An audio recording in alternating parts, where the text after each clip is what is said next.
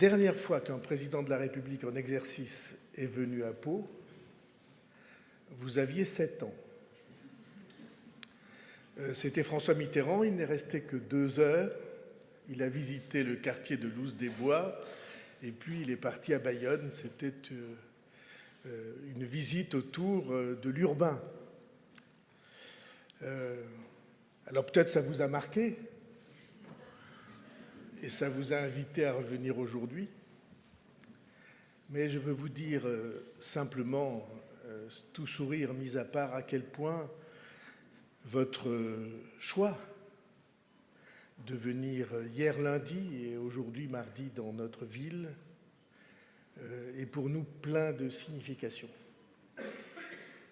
Je ne m'étendrai pas sur la signification amicale.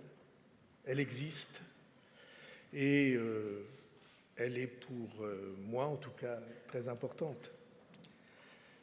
Mais je veux dire à quel point pour une ville comme la nôtre, en raison de son histoire et en raison de sa vocation à regarder loin, la journée que nous avons vécue hier,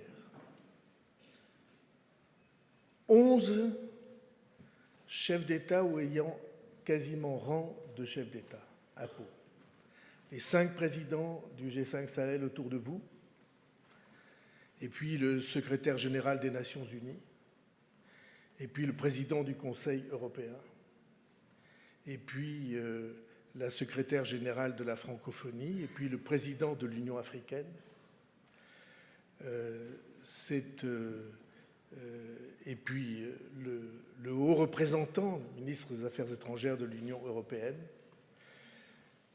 pour traiter du sujet qui probablement est aujourd'hui le plus préoccupant pour notre Europe, les relations entre l'Europe et l'Afrique, du moment que nous sommes en train de vivre. Et il fallait, hier soir et toute la soirée, entendre le message de ces chefs d'État, qui était un message d'appel au secours, un message de, j'allais presque dire, de supplique, en raison de la situation de leur pays.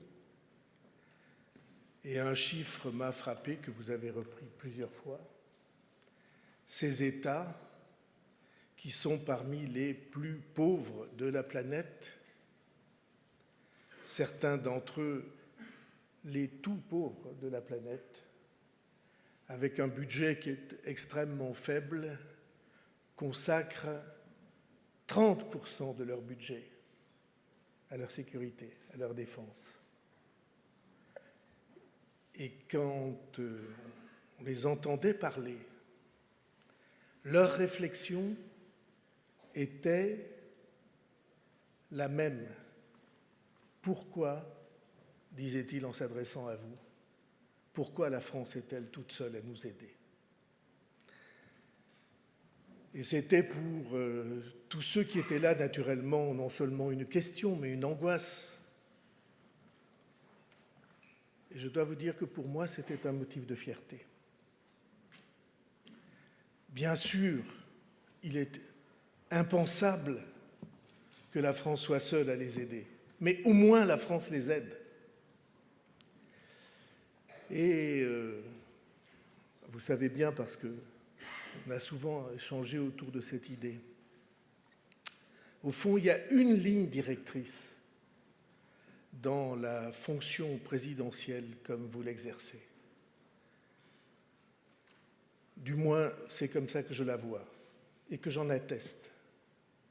Cette ligne directrice, c'est « on ne se résigne pas, on n'accepte pas de baisser les bras, on n'accepte pas de ne rien faire,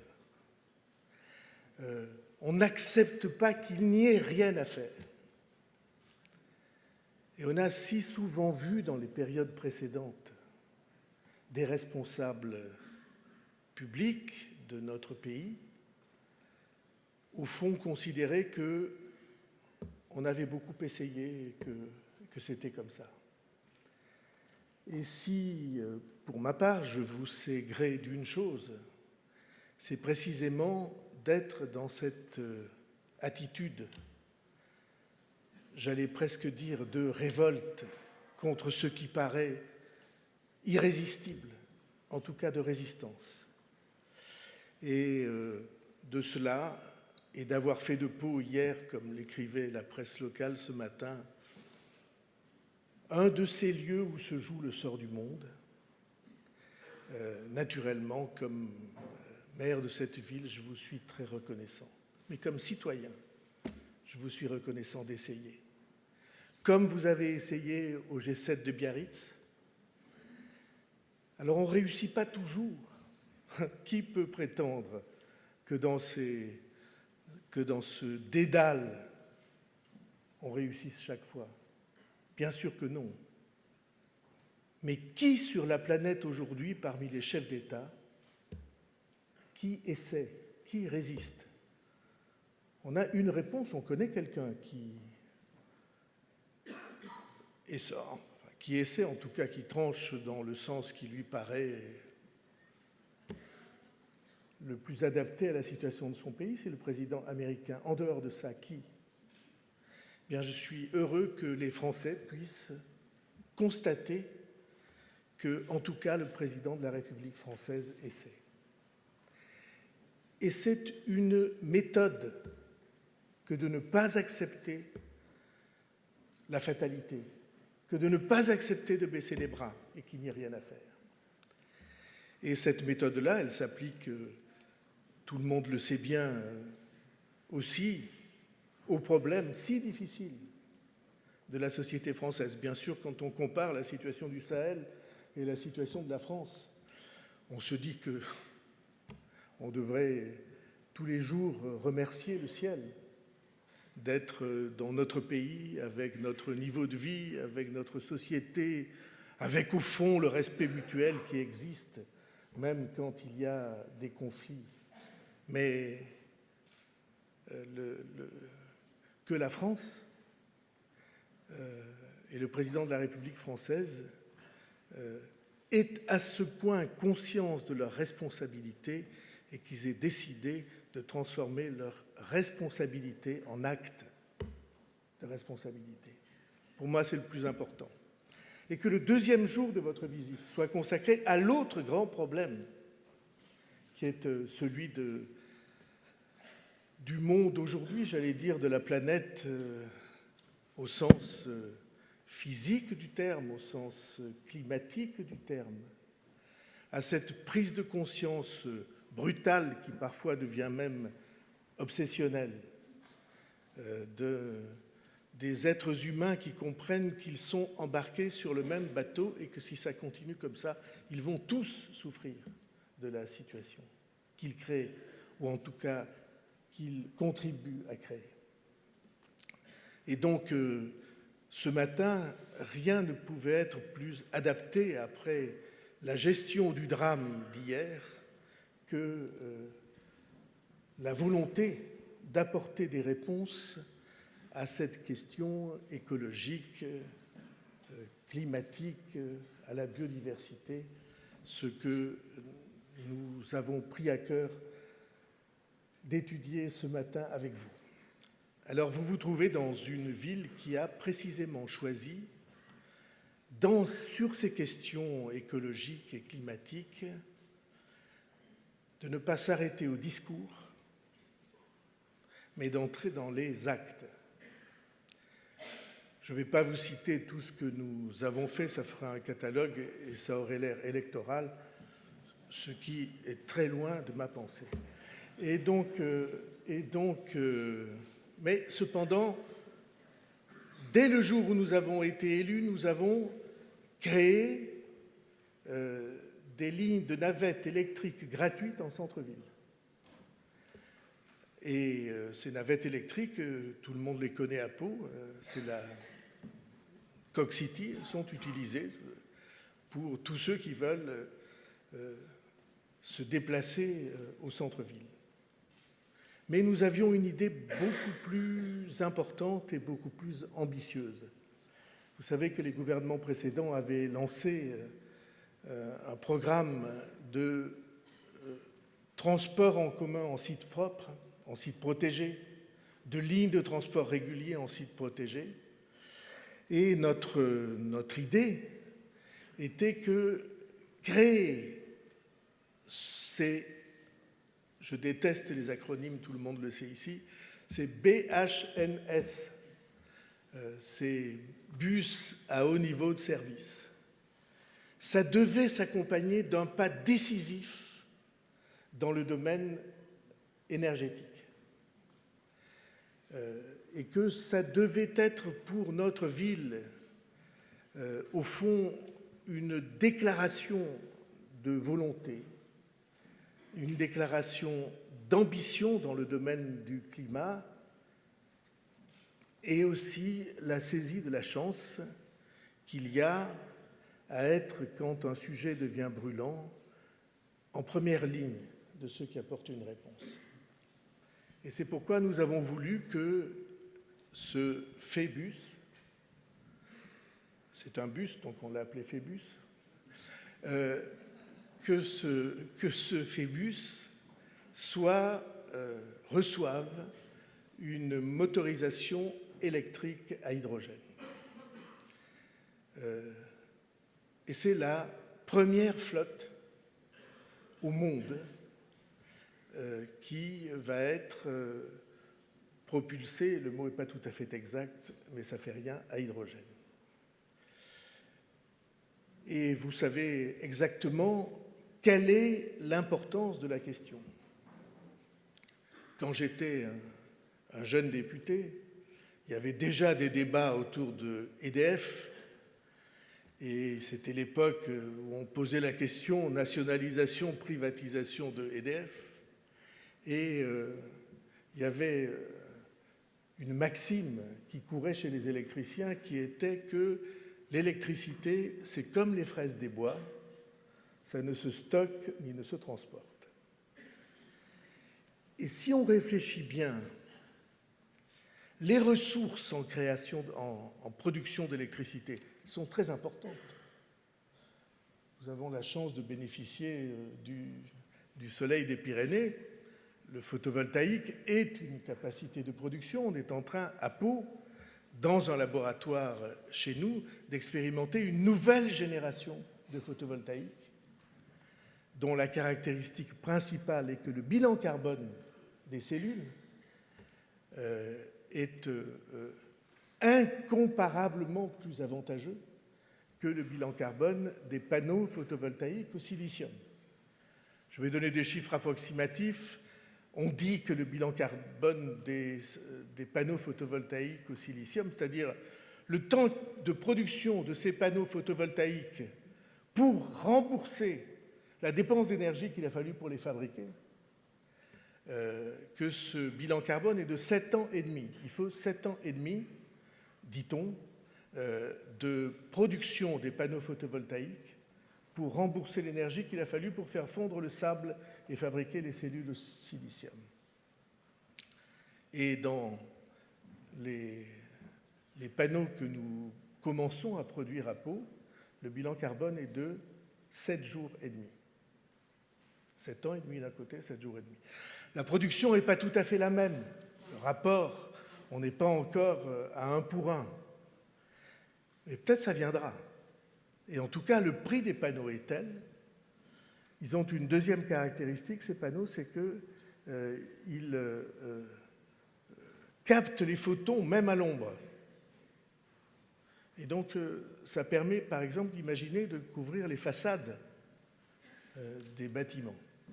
Mais disons que ceci est une histoire pour dans quelques mois ou dans quelques années, encore que les pilotes soient déjà en fonctionnement et que je salue ce laboratoire-là.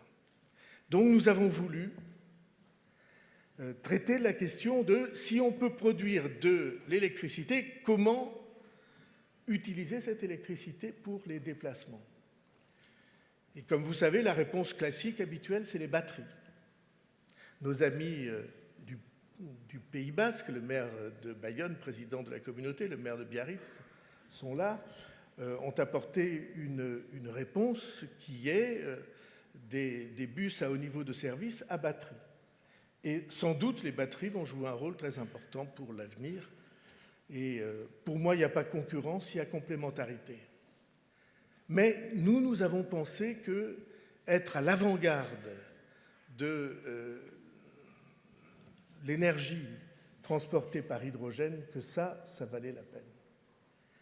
Et nous avons donc décidé avec l'entreprise belge Van Hool, qui est là et que je salue, avec les partenaires Engie et l'ensemble des partenaires qui nous ont aidés à bâtir ce programme, que nous allions nous-mêmes produire sur place l'hydrogène nécessaire au fonctionnement de notre ligne, que nous le ferions entièrement à partir d'énergie verte et que d'ici peu, cette énergie verte serait produite sur place, si j'ose dire en circuit court, à la fois parce que nous allons bâtir un champ photovoltaïque et aussi parce que nous pensons qu'il y a des ressources hydroélectriques qui, tout en respectant intégralement, Madame la Ministre, en respectant intégralement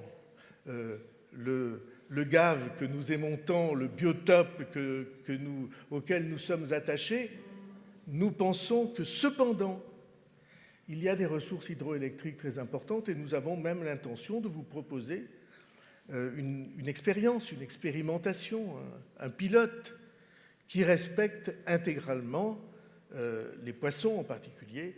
Ce sont des équipements qu'on appelle, pour faire un peu de grec, mélangé à du latin, ichtiocompatibles, compatibles avec les poissons. Et nous nous sommes mis en devoir de produire cet équipement. Et vous allez voir, je crois qu'il est non seulement à l'avant-garde du point de vue énergétique, mais il est aussi très beau et superbement équipé à l'intérieur, parce que mon idée simple, c'est qu'il faut que ceux qui n'ont pas les moyens, lorsqu'ils utilisent les services publics de la collectivité, ils sachent qu'ils ont droit à la plus haute exigence. Vous allez voir, l'intérieur est en cuir, comme ont écrit les journaux quand il est sorti, comme une Jaguar. Ont-ils écrit ? Chacun sait ici que je fréquente assez peu les Jaguars. Et, je veux dire les Jaguars automobiles. Les autres, dans la jungle de la politique, il y en a quelques-uns. Et nous avons réalisé nous-mêmes le design. Nous avions rencontré un designer que nous avons beaucoup apprécié, qui s'appelle Julien Gobert, qui est là, au deuxième rang, qui était le designer de la maison de couture Courrèges. Vous savez que Courrèges était de Pau. Et donc, on s'est mis au travail avec Julien Gobert, avec toute l'équipe de la mairie. Permettrait d'avoir une pensée pour Jean-Paul Brun, tout le monde sait pourquoi. Avec Laurence, qui à l'époque était chargée du sujet. Avec Arnaud Binder et toute son équipe, avec Lucie Kempf, si j'en oublie, qui me pardonne. Nous sommes mis au travail, y compris en dessinant, en tenant le crayon, parce que nous voulions que cet objet porte une part de notre aspiration à la beauté, que nous considérons comme un droit de l'homme. Et vous allez voir que je crois, on est à peu près là, ça marche très bien. Je ne dis pas qu'il n'y ait pas ici ou là quelques bugs, puisqu'il ne marche que depuis 3 semaines. Enfin, le bug sera moins important, monsieur l'adjoint au maire de Bordeaux, que quand on a inauguré le tramway de Bordeaux. Et donc,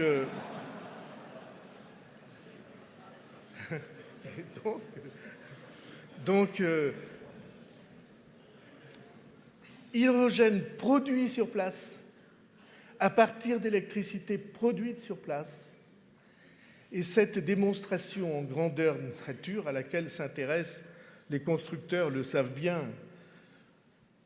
Toutes les cités les plus importantes de la côte ouest des États-Unis, de Chine, des pays scandinaves qui viennent tous voir, je prends à témoin les constructeurs, qui viennent tous voir la réussite de cette ligne, ça a une signification pour moi assez profonde et sur laquelle je conclurai mon propos. J'ai oublié de dire que, naturellement, quand nous avons produit cet équipement, il a participé au Salon international des bus et des autocars qui a lieu une fois tous les 2 ans, qui avait lieu à Bruxelles. Salon qui remet 3 prix. Le prix du bus le plus performant, étonnant, remarquable et beau. Ça, c'est moi qui fais la traduction. C'est World Bus Award. Et nous avons eu le prix du plus beau bus du monde. Et deuxièmement, nous avons eu le prix du bus qui économise le plus l'énergie, qui respecte le plus l'environnement. Sur 3 prix, on en a eu 2. Et donc, on n'avait pas, les concurrents n'étaient pas spécialement des manches. Par exemple, Mercedes a sorti à cette occasion, Nicolas Patriarche le sait bien, il est président du syndicat des transports urbains, il sait bien parce qu'on avait peur de Mercedes, parce que les moyens, comment dirais-je, d'affectueuse pression que Mercedes est capable de déployer pour avoir le prix du plus beau bus du monde sont un peu plus importants que ceux de Van Hall. Pour l'instant, ça risque de changer. Et donc, on a eu ces deux prix-là, et on en est assez fiers. Conclusion, ce que j'ai en tête, et on parlait de ça, Monsieur le Président, dans la voiture, c'est que une des faiblesses de la France, à mes yeux, c'est qu'elle attend perpétuellement que la réponse vienne d'en haut. Que l'État, dans sa majesté et dans sa dignité aussi, il ne faut pas effacer les deux, que l'État réponde à la place des citoyens, des collectivités locales, des associations, des entreprises aux problèmes du temps. Or, nous, sans doute à cause de notre histoire, qui est un peu irrédentiste, comme vous savez, en tout cas une histoire passionnément indépendante et passionnément amoureuse de notre liberté, en raison sans doute de cette histoire, et puis en raison aussi de la philosophie qui nous anime, nous pensons qu'il y a beaucoup plus de ressources en bas qu'on ne le croit. En bas, je veux dire, à la base de la société, dans ceux qui l'organisent, dans l'esprit d'entreprise, qui n'est pas seulement en économie, mais qui est aussi dans l'action publique, dans l'innovation, dans la créativité, des acteurs enracinés sur le terrain et qui, d'une certaine manière, ont pris l'habitude de s'en remettre au sommet, ce qui les stérilise. Cette conviction-là, que vous savez bien nous partageons depuis longtemps, cette conviction-là, elle nous anime.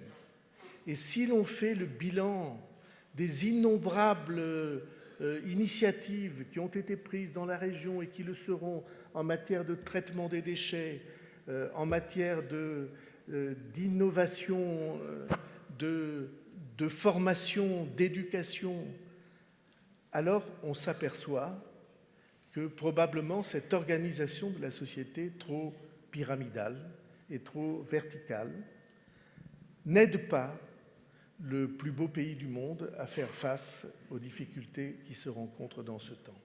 C'est pourquoi nous sommes très heureux que maintenant vous puissiez entendre les acteurs locaux en matière de protection de l'environnement.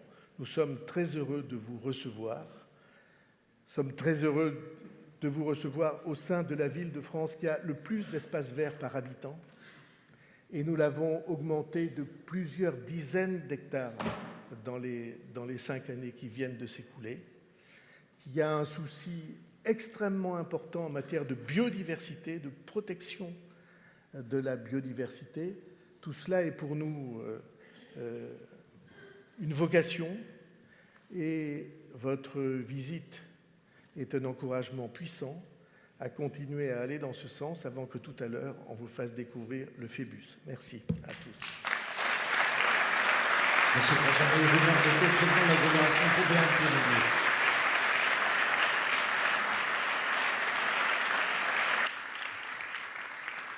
Madame la ministre, je vous en prie, il vous revient d'ouvrir cette table ronde.